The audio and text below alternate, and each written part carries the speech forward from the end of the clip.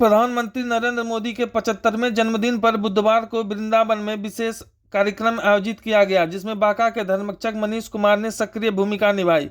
उन्होंने वृंदावन की धरती पर पौधारोपण किया और सड़कों पर साफ सफाई अभियान चलाकर पर्यावरण संरक्षण और स्वच्छता का संदेश दिया।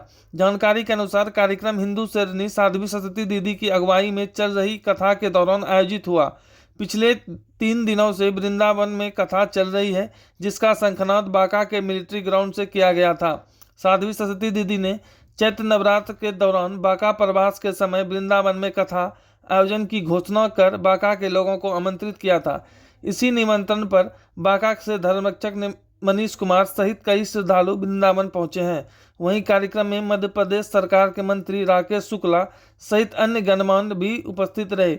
वृंदावन के केशव धाम में भी पौधारोपण किया गया, जो वेद अध्ययन का केंद्र माना जाता है। प्रधानमंत्री नरेंद्र मोदी के जन्मदिन पर आयोजित इन कार्यक्रमों में बांका के धर्मरक्षक मनीष कुमार की सक्रिय भागीदारी ने बांका का गौरव बढ़ाया है। धर्मरक्षक मनीष कुमार ने कहा कि प्रधानमंत्री नरेंद्र मोदी ने देश में स्वच्छता और पर्यावरण संरक्षण का जन आंदोलन बनाया है। उनके 75वें जन्मदिन पर वृंदावन की धरती पर पौधारोपण और सफाई अभियान से जुड़ना उनके लिए गर्व की बात है। वृंदावन की पवित्र भूमि से उन्होंने संकल्प लिया कि स्वच्छता और हरियाली का संदेश समाज के हर कोने तक पहुंचाएगा। भारत के यशस्वी प्रधानमंत्री माननीय नरेंद्र मोदी जी को जन्म दिवस की बहुत बहुत शुभकामनाएं। ऐसे प्रधानमंत्री जो महापुरुष के रूप में, संत के रूप में, एक साधक के रूप में, एक राष्ट्र नायक के रूप में हम सबकी रक्षा, हम सबके लिए इतना अथक कार्य कर रहे हैं दिन रात बराबर।